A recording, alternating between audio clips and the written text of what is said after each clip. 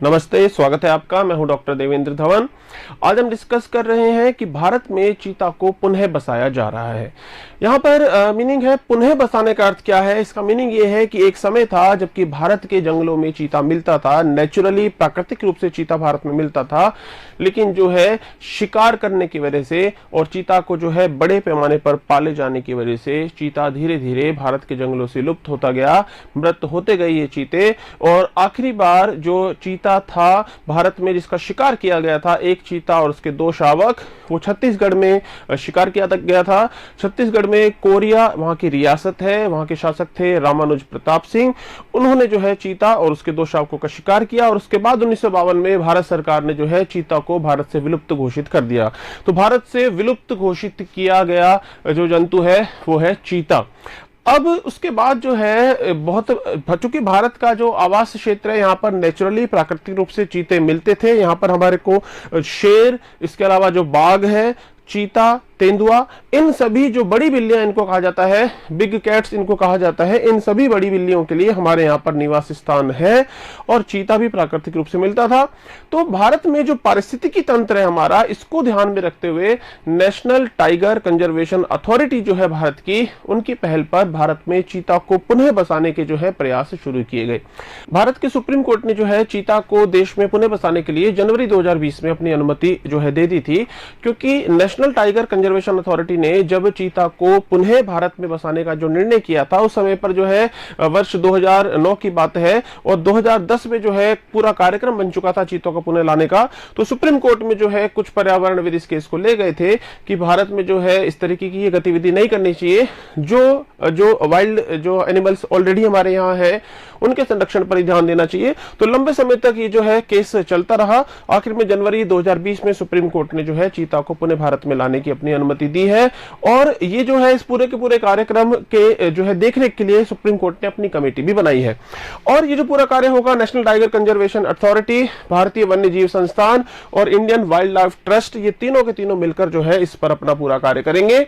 और मैंने जैसे बताया कि जो कार्यक्रम है चीता को पुनः बसाने का 2009 से इसके प्रयास हो रहे हैं, लेकिन सुप्रीम कोर्ट ने इस पर अपनी बैन लगा दी थी और अब सुप्रीम कोर्ट ने वापस से इस बैन को हटाया है।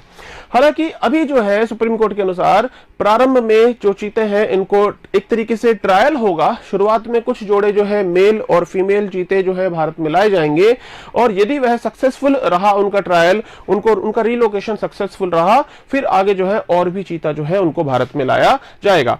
3 मार्च 2021 को था विश्व वन्य जीव दिवस, वर्ल्ड वाइल्ड लाइफ डे, और इस दिन पर जो है प्रकाश जावड़ेकर जो भारत के जो वन और पर्यावरण मंत्री हैं, उन्होंने जो है बताया कि भारत में चीता को जो है पुनः बसाने की योजना चल रही है और इसके लिए नामीबिया जो कि अफ्रीका का देश है वहां से चीता को लाया जाएगा।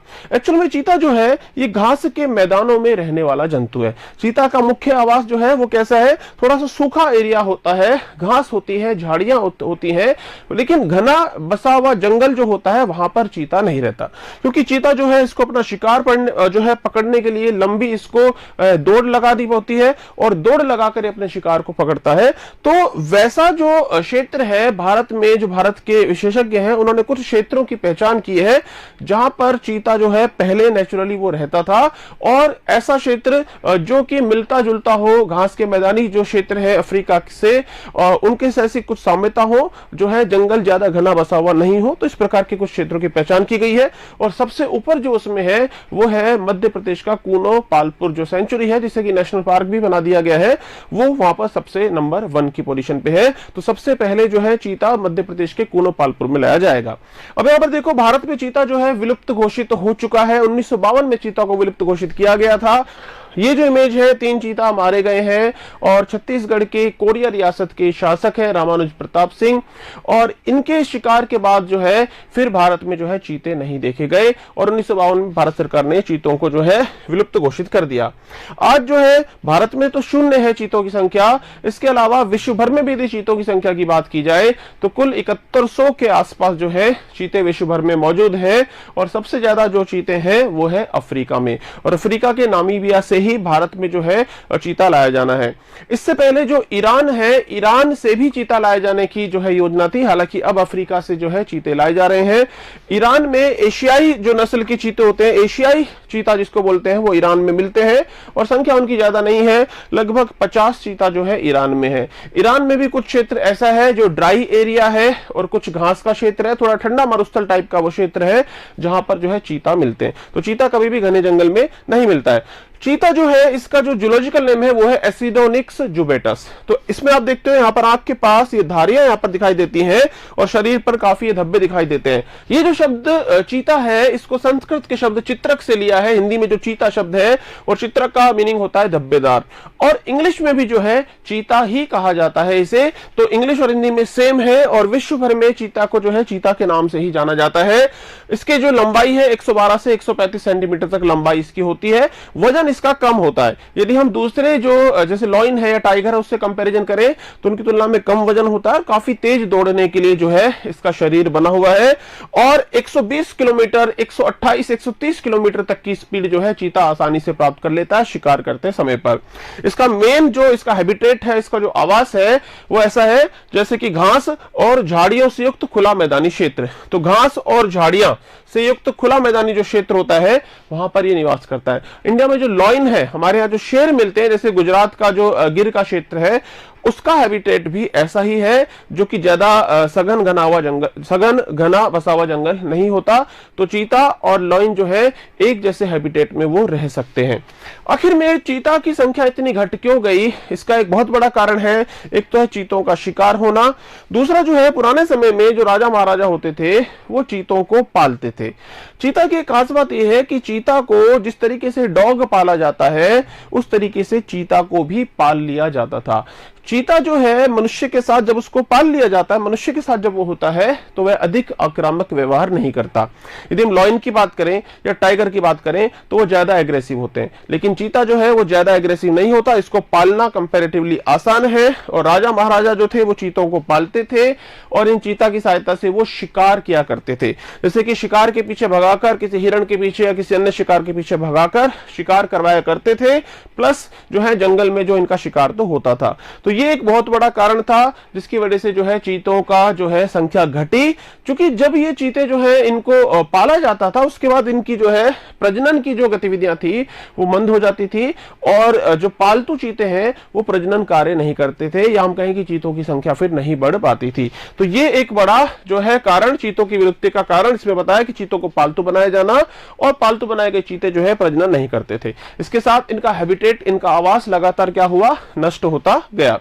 तेज गति, बाघ और शेर की तुलना में कम हिंसक होने के कारण से राजा महाराजा जो है इनको पालना पसंद करते थे और इनका स्वभाव सरल होता था कंपैरेटिवली बाघ और टाइगर की तुलना में, और जो है पालना इनको आसान था। अब एक खास बात है, ये लोकेशन हमको याद रखनी है। ये जो लोकेशन है, कहां पर चीता को सबसे पहले लाया जाएगा और एक एनक्लोजर बनाया जाएगा। यहां पर देखो एनक्लोजर क्या होगा, एक निर्धारित क्षेत्र है उसके चारों तरफ बाड़ाबंदी कर दी जाएगी। तो मध्य प्रदेश में ये जो पालपुर कूनो जो वाइल्ड लाइफ सेंचुरी है, Palpur Kuno wild life sanctuary Rajasthan border के पास ही ये पड़ेगा क्षेत्र। तो इस क्षेत्र में उपयुक्त जो है आवास देखा गया है जहां पर चीता को बसाया जा सके। पहले इस कूनो पालपुर में जो है शेर को, गुजरात से गिर से जो शेर है लॉइन, उनको यहां पर लाकर बसाने की योजना थी। हालांकि गुजरात सरकार जो है वो शेर देने पर सहमत नहीं हुई। तो यहां पर अब जो है चीता यहां पर बसाए जाएंगे। तो कूनो पालपुर जो सेंचुरी है जिसको नेशनल पार्क का दर्जा भी मिल चुका है, तो इसकी लोकेशन भी इंपॉर्टेंट है, याद रखनी है। वर्तमान में मध्य प्रदेश के कूनो पालपुर में चीता को बसाने के लिए सर्वाधिक अनुकूल परिस्थितियां हैं और उनका निर्माण भी किया गया है। जैसे कि जो आवास क्षेत्र है चीता का या जंगल का जो क्षेत्र है, वहां पर जो घास है वहां पर विदेशी जो किस्म की घास है उसको वहां से हटाया गया है। जैसे कि एक प्रकार से हम कह सकते हैं कि जो खरपतवार के रूप में जो घास होते हैं उनको हटा दिया गया है और पूरी तरीके से बिल्कुल नेचुरल हैबिटेट जैसा चीता को चाहिए उसका निर्माण करने की कोशिश हो रही है। आसपास के जो गांव के क्षेत्र है वहां पर जो कुत्ते रहते हैं उनका भी वैक्सीनेशन कराया गया है ताकि वो बीमारियों से दूर रहे, क्योंकि चीता जो है जरूरत पड़ने पर कुत्तों का शिकार भी वो कर सकता है। प्लस ग्रामीण है, उन ग्रामीणों को भी इस क्षेत्र से पूरी तरह से बाहर जो है किया गया है। भविष्य में जो है जब चीते लाए जाएंगे तो पहले उनको जो है लंबे समय तक एनक्लोजर में रखा जाएगा और उसके बाद जब वो पूरी तरीके से अभ्यस्त हो जाएंगे उसके बाद ही फिर उनको धीरे धीरे जो है मुक्त कर दिया जाएगा। और अभी जो योजना है पहले मेल जो है चीता उनको लाया जाएगा, फिर वो जब अभ्यस्त हो जाएंगे उसके बाद जो है फीमेल चीता को लाया जाएगा और सबसे बाद में जो है उनको फिर पूरी तरीके से ओपन कर दिया जाएगा। हालांकि एनक्लोजर भी काफी बड़ा क्षेत्र होगा, चीता जो है आसानी से उस क्षेत्र में घूम पाएगा। इनके पीछे देखो एक बहुत बड़ा कारण है भारत सरकार की, भारत की सफलता संरक्षण कार्यों में। देखो 1972 में जो हमारा कानून बना था वाइल्ड लाइफ प्रोटेक्शन एक्ट, उससे पहले तक तो भारत में काफी ज्यादा जो है हमारे जो टाइगर की संख्या घट रही थी, हमारे यहाँ शेर की संख्या घट रही थी, क्योंकि शिकार बहुत बड़े पैमाने पर हो रहा था। लेकिन कानून बनने के बाद से संरक्षण कार्य जो है उसने प्रगति की है। हमने जो national park, wild life sanctuary और बहुत सारे जो है हमारे प्रोटेक्टेड एरियाज है उनको बनाया हमारी सरकार ने। तो उन सब का ही ये परिणाम है कि आज भारत इस स्थिति में पहुंच गया है कि हमारे यहाँ के जो जंतु हैं उनका संरक्षण तो हम कर ही रहे हैं, लेकिन एक स्पीसीज, एक जाति जंतु की जो कि लुप्त हो गई है उसको भी पुनः जो है बसाया जा रहा है। तो कहीं ना कहीं भारत के पर्यावरण संरक्षण के क्षेत्र में जो कार्य किए गए हैं ये इसकी सफलता को ही दर्शाता है। देखो सफलता हमको कैसे पता लग रही है कि हाथियों की संख्या जो 15,000 तक रह गई थी वो बढ़कर पुनः 30,000 हो गई है। हाथियों की संख्या जो 15,000 रह गई थी वो पुनः बढ़कर 30,000 हो गई है। बाघ की आबादी 2,226 से बढ़कर 2,967 तक हो गई है। एक्चुअल में बाघ जो थे एक समय पर तो बाघों की संख्या जो है सिर्फ 1,400 या इससे भी नीचे तक पहुंच गई थी, लेकिन हमारे जो प्रोजेक्ट टाइगर है उनकी वो सफल हुए हैं। उन्होंने बाघों की घटती हुई संख्या को तो विराम लगाया और संख्या को इंक्रीज करने में सफल हुए। इसी तरीके से जो शेर है, जो लॉइन है, इनकी संख्या भी काफी बड़ी है। क्योंकि इनका जो संरक्षण का कार्य सफल रहा है इसीलिए भारत सरकार भी सहमत है और पर्यावरण, बहुत सारे पर्यावरण के जो विशेषज्ञ हैं वो भी सहमत है।